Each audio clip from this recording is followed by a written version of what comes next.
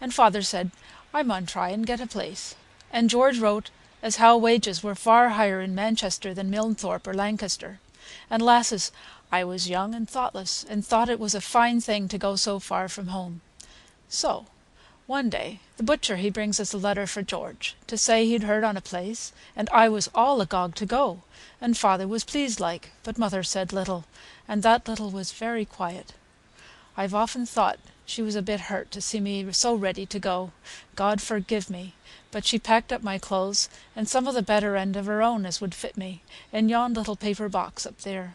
It's good for nowt now, but I would liefer live without fire than break it up to be burnt, and yet it is going on for 80 years old, for she had it when she was a girl, and brought all her clothes in it to father's when they were married.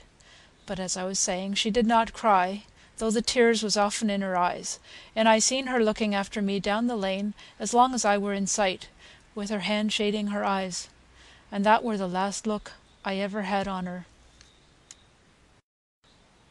Alice knew that before long she should go to that mother, and besides, the griefs and bitter woes of youth have worn themselves out before we grow old, but she looked so sorrowful that the girls caught her sadness, and mourned for the poor woman who had been dead and gone so many years ago. "Did you never see her again, Alice? Did you never go home while she was alive?" asked Mary. "No, nor since. Many a time and oft have I planned to go. I plan it yet, and hope to go home again before it please God to take me.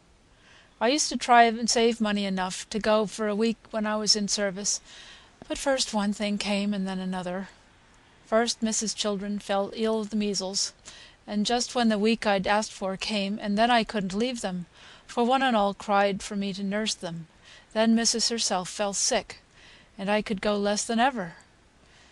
For you see, they kept a little shop, and he drank, and Missus and me was all there was to mind children and shop and all, and cook and wash besides." Mary was glad she had not gone into service, and said so. "Eh, lass, thou little knows the pleasure of helping others. I was as happy there as could be, almost as happy as I was at home. Well, but next year I thought I could go at a leisure time, and Missus telled me I should have a fortnight then, and I used to sit up all that winter working hard at patchwork to have a quilt of my own making to take to my mother. But master died, and Missus went away from Manchester, and I'd to look out for a place again." "Well, but," interrupted Mary, "I should have thought that that was the best time to go home." "No, I thought not. You see, it was a different thing going home for a week on a visit, may be with money in my pocket to give father a lift, to going home to be a burden to him. Besides, how could I hear of a place there? Anyways, I thought it best to stay, though perhaps it might have been better to ha' gone, for then I should ha' seen mother again." And the poor old woman looked puzzled. "I'm sure you did what you thought right," said Margaret gently. "Ay, lass, that's it," said Alice, raising her head and speaking more cheerfully. "That's the thing. And then let the Lord send what he sees fit. Not but that I grieved sore, oh sore and sad, when towards spring next year, when my quilt were all done to the lining, George came in one evening to tell me my mother was dead. I cried many a night at after. I'd no time for crying by day, for that missus was terrible strict. She would not hearken to my going to the funeral, and indeed I would have been too late, for George set off that very night by the coach, and the letter had been kept or summat. Posts were not like the posts nowadays, and he found the burial all over, and father talking of flitting, for he couldn't abide the cottage after mother was gone. Asterisk. Come to me, Tyrrell, soon at after supper. Shakespeare, Richard III. "Was it a pretty place?" asked Mary. "Pretty, lass! I never seed such a bonny bit anywhere.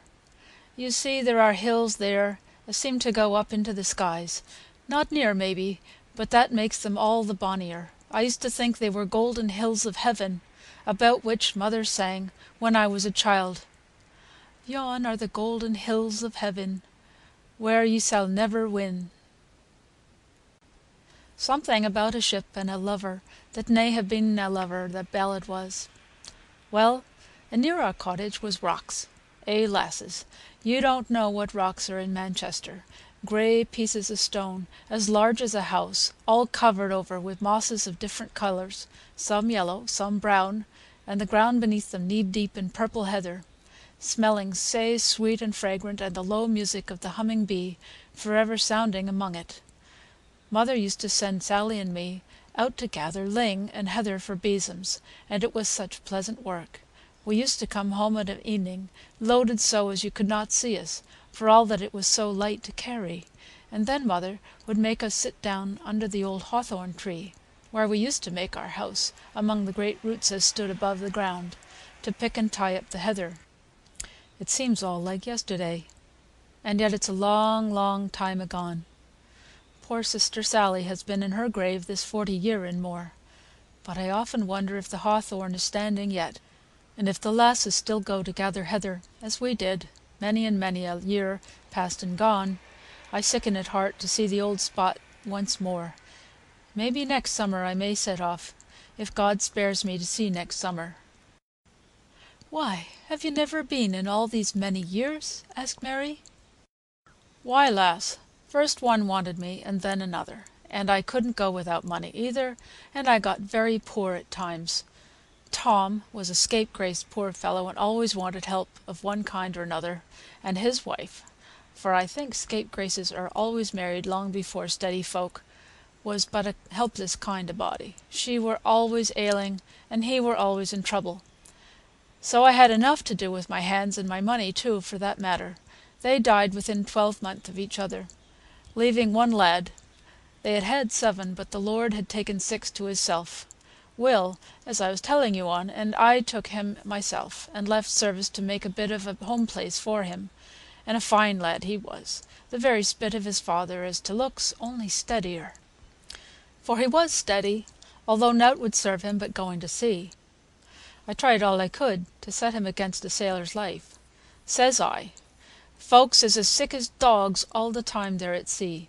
Your own mother telled me, for she came from foreign parts, being a Manx woman, that she'd ha' thanked any one for throwing her into the water.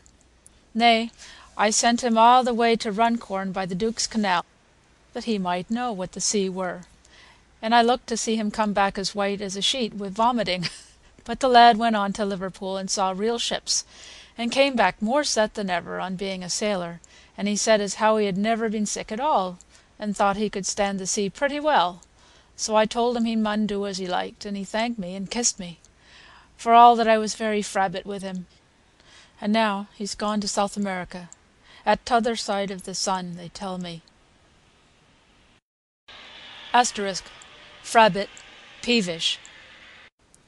Mary stole a glance at Margaret to see what she thought of Alice's geography, but Margaret looked so quiet and demure that Mary was in doubt if she were not really ignorant.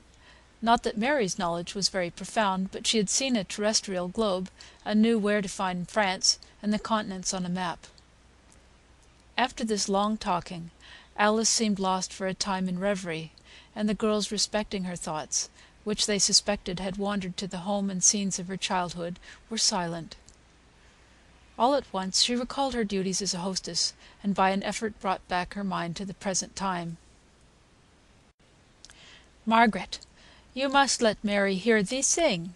I don't know about fine music myself, but folks say Margaret is a rare singer, and I know she can make me cry at any time by singing the Owdham Weaver.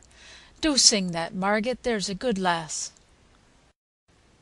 With a faint smile, as if amused at Alice's choice of a song, Margaret began. "Do you know the Oldham Weaver? Not unless you are Lancashire born and bred, for it is a complete Lancashire ditty. I will copy it for you. The Oldham Weaver. 1.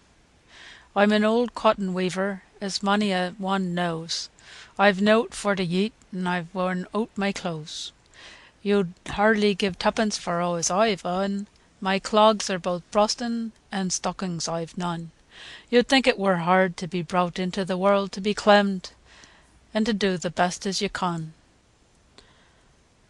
Oh, Dickie and Billy's can telling me long.